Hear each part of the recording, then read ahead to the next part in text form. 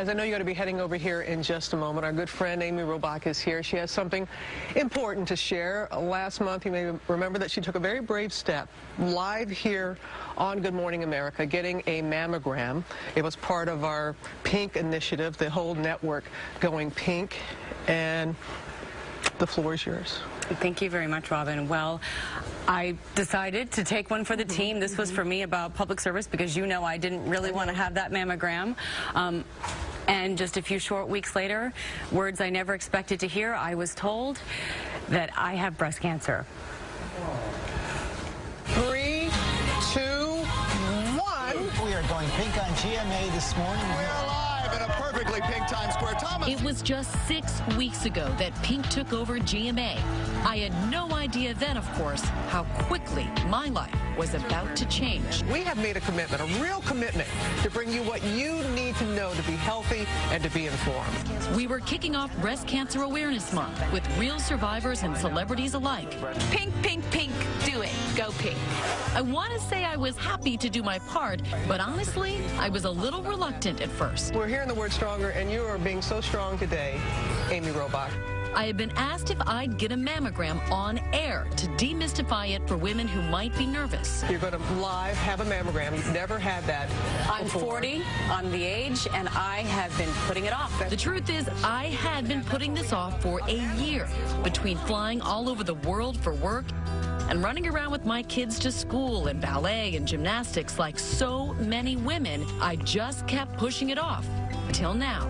That morning, I did a tape piece explaining why I had agreed. And I started thinking, wow, if I've put it off, how many other people have put it off as well? I went in to see Robin Roberts, and she said, you know what, Amy? If one life is saved because of early detection, it's all worth it. Now to a very, very brave moment for our dear colleague, Amy Robach. She's one of the news staffers having a mammogram. Inside that van, I was pretty calm, and there really wasn't anything to be scared of. It was over in a few minutes, and then my smiling friends were waiting for me. And it hurt so much less than I thought it was going to hurt. It was like nothing. I got to tell you, she was so nervous this morning. She is so happy right now. I get to see the relief. And that was it. Or so I thought. Because a short time later, I was asked to come back for more scans. Then last week, a tornado of tests. Doctors move quickly when they're concerned. Finally, the diagnosis that's still hard for me to say out loud. I have breast cancer. I know that I have a fight ahead of me, but I also know that I have a lot worth fighting for. And I'm so grateful that I got that mammogram that day at GMA. Robin's words still echoing inside of me. If I got the mammogram on air and it saved one life, then it's all worth it, she had said.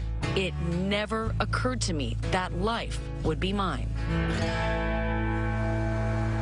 It is absolutely surreal to be sitting here, but as scary as it all is, I'm so, so lucky because you guys pushed me into that mammo van. And thank God you did, because I know me, and I wasn't in any rush to have that done anytime soon. And I had cancer the whole time we were sitting in that office, and I was saying I don't have a connection to the disease. Should I be the one to do this? And wow, boy. When you called us a few weeks ago, I'm sure the reaction to everybody at home, that was the reaction we had. Yeah. That could not believe that moment that you shared with us, and it was so brave of you to do that. And these have been very difficult weeks for you. Can you just share what you've decided to do? I have decided to have a bilateral mastectomy. I'm going to be very aggressive. I'm 40 years old. I'm young, and I hopefully have a lot of life ahead of me. And what comes next, we're not sure. I'll have reconstructive surgery, and we don't know. Like we have discussed, there's a lot you don't know until you have the surgery. I don't know about chemo. I don't know what stage I am. I don't know if it spreads. So we'll find out those things in the weeks to come. So this time is the hardest part, the limbo, you know, when you don't know. But I just want to say that I'm saying this out loud because the whole reason why I walked into that van was to raise awareness for people to get mammograms. And little did I know that I would be a walking example of having a mammogram saved my life, and having you, who pushed me to do this, to say you can do this. You saved my life. ABC News saved my life. You saved your life, Amy. You did it. And Jen Ashton is holding your other hand over there. And for people, and I know I'm thinking about people who were watching that morning, right, and they also got a mammogram, and they maybe got similar news. Right. Just walk people through what do you do? You know, and the same week that we got the news about Amy, I actually delivered the news to one of my patients as well. And the reaction of everyone is exactly what Amy just described, exactly what you know firsthand, Robin. And what I tell women is, step one, take a deep breath. Emotionally, this feels like an emergency. Medically, you have time to process the news and take things day by day. The second thing that I encourage people to do is try to get not one, but 2 opinions. So if that means getting your mammogram results copied on a disc, getting your pathology results copied, bring them to definitely one expert, if not 2. And the last thing is, and Amy just mentioned this, speak to a reconstructive plastic surgeon from the beginning, because it will help you plan out your options and your subsequent treatment down the road.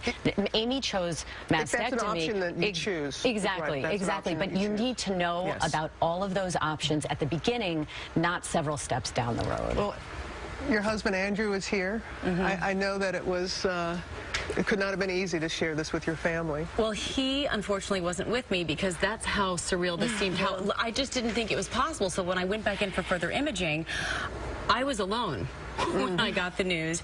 Andrew was on speakerphone from Minneapolis. He, of course, rushed to the airport to be with me. My parents rushed to be with me. Making those phone calls is tough. Telling your children was the toughest part. I actually spoke with the counselor beforehand, and yesterday I had to break the news to my grandmother, who is not in great health, and that was incredibly difficult. But we had my aunts around her, and my mom and I were on the phone with her, and those are all the tough things. But actually, in a weird way, that's when you get strong, because you have to be strong for other people, because you know you're just about to break their heart. And that has been the hardest part, just letting people know, and knowing how everyone's lives change, not just your life, but everyone around you changes. And look who you're sitting next to. The strongest woman ever. But as you guys know, and Robin, you are a walking example of this.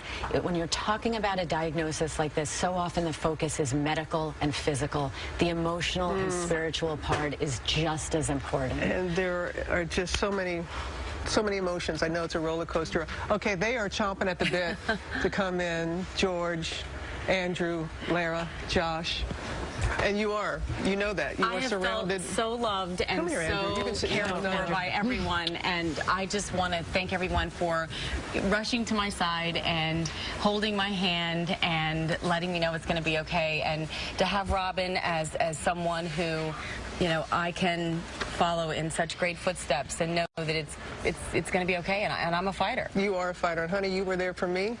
I'm here for you. We all are here. You're going to beat this. You're going to beat this. Period.